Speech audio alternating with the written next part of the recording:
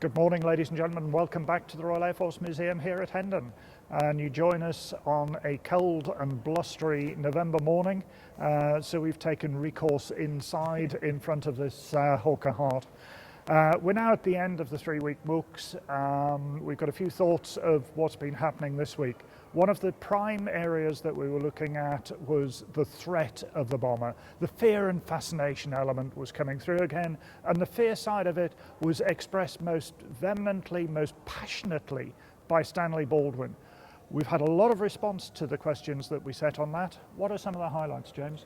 I think one of the most important things that's come from it is it's usually just seen as a single sentence that the bomber will always get through.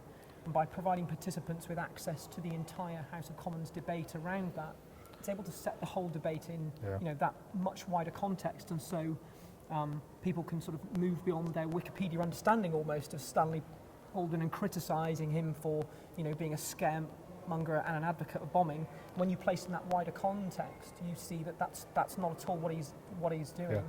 And then, of course, if you then look at his work in relation to some of the intelligence work that he's doing during that period for the Committee of Imperial Defence and things like that, he does have access to the information that seems to indicate there's something to worry about here.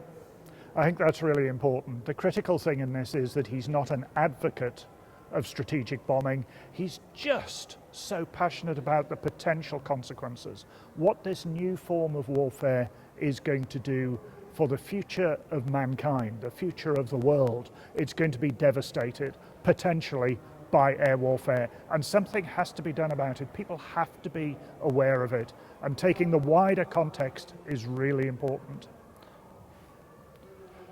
We've also been looking at various elements of the passionate belief and the faith in air power, and you've been looking at some of the bits on that, haven't you, Matthew? I have, yes. Essentially, we've been looking at the impact or people's faith in air power from the interwar period, but the posts and the discussions that we've had have actually come forth to the present day and how we see air power being used and people's continuing faith in air power and how it's used. And I was wondering if you had any thoughts on that. Many thoughts on it. There are some key ones inevitably that come out of it. There is a lot of talk, and it's another one of these myths that we've been gradually unraveling over the last 3 weeks, in that there are people who advocate that air power can do it alone. Very few airmen are ever heard to say that. There is the hope that it will be able to produce results, but not many airmen saying, yes, it's going to do it on its own. I think the second element that comes out of it is the range of political choice that air power gives to politicians. That where you've got a clamour in the press of something must be done, air power allows you to do something without hugely complex deployments of ground troops. Anything else that's come out, Matt? Another thing that's come out has been the talk on disarmament and why the RAF goes down the road at the end of the First World War to going through a disarmament phase, but the discussions then have also extrapolated out into how the RAF then goes about rearming in the 1930s, and was appeasement a deliberate policy? Were the RAF behind the times in terms of technology, in terms of the capacity of the industry? There's some really interesting bits come out of this, and it's a really nuanced conversation that comes out of the files. And what you see in this period is the Foreign Office is the lead department, the lead policy department, and they want Britain to be in the diplomatic lead, and they advocate a complete ban on military aviation. The Air Force is merely a technical supporting department, and they start bringing up technical problems, such as, well, what are we going to do about civil aviation? Square brackets, Germany has a huge civil aviation industry and a huge airline industry, and it doesn't take much in the way of technology to strap bomb racks on. What we see from the 1932 to 1934 period is the rearmament. Germany Hitler is announcing parity with the Royal Air Force, and all of a sudden, all talk of disarmament goes, and the Air Force is told to get on a parity status with Germany. Parity in what? parity in numbers, parity in platforms, parity in capability. And of course the Air Force itself realizes, and the Chief of the Air Staff and his Secretary of State fully realize, that they just can't do that industry cannot support them. So we go back at that stage into this spiral of development that we talked about with the First World War. So it's an interesting period. Anything else that's come out from your side, James? I think we entered some interesting debates in relation to the principles of air power and the effect that technology has on these underlying principles.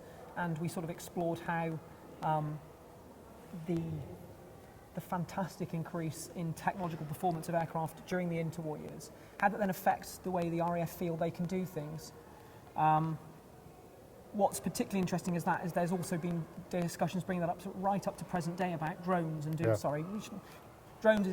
really is a pejorative term. It depends on the way you want to, unmanned aerial vehicles, remote piloted systems. But has technology got the ability to affect the underlying principles of air power?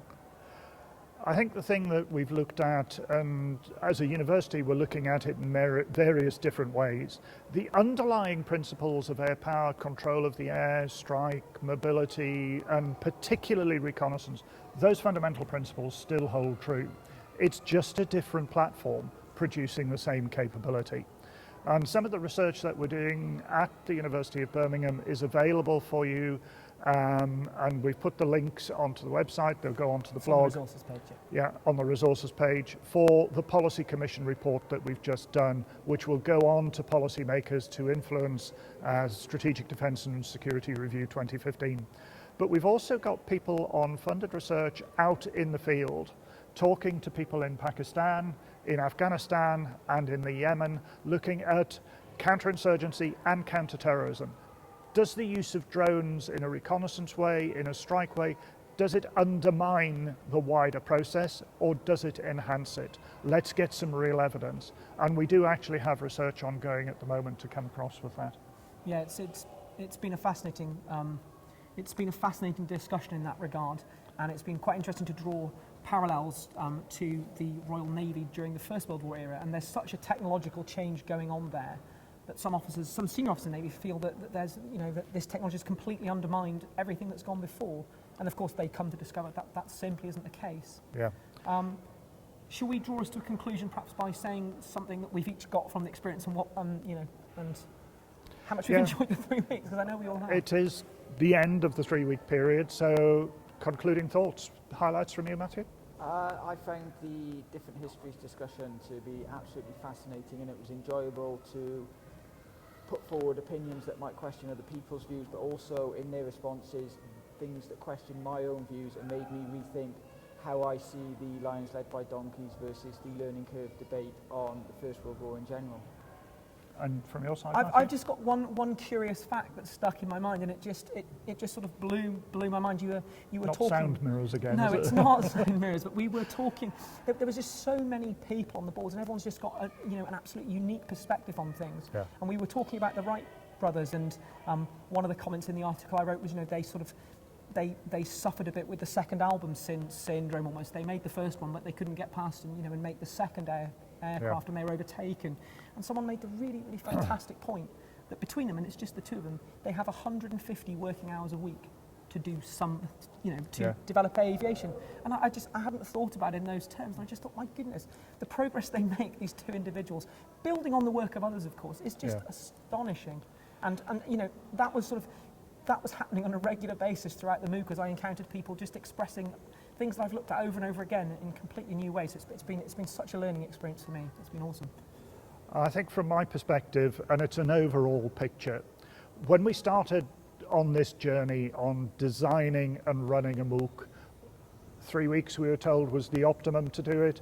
What do we cover in that period? What level do we aim it at? And so forth. I think really we've been amazed at the overall response, the numbers that have been involved, the number of people that have actively been involved in the posts, on the boards, and that have been talking to us and discussing the points there. And it's been really gratifying to see the extent, the depth, the breadth of those discussions. It's been really great. So thank you all for joining us on this Aviation Comes of Age MOOC. Thank you.